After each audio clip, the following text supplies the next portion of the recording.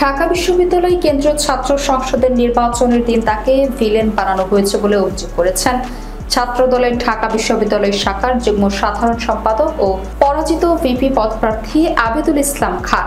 শনিবার দুপুরে রাজধানীর কাকরাইলে ডিপ্লোমা ইঞ্জিনিয়ার্স ইনস্টিটিউটে তারুণ্যের রাষ্ট্রচিন্তার তৃতীয় সংলাপে তিনি এই অভিযোগ তোলেন।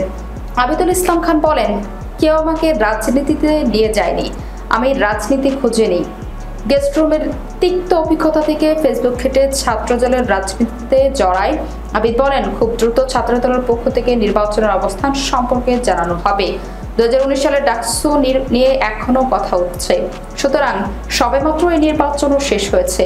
সেখানে যেসব অভিযোগ এসেছে সেসবের যথার্থ জবাবদিহিতা প্রশাসন ও নির্বাচন কমিশন করতে না পারে, তাহলে এই নির্বাচনও পুনরায় হওয়ার সুযোগ অবশ্যই আছে এবং আমরা সেটা আদায় করে ছাড়ব ইনশাআল্লাহ।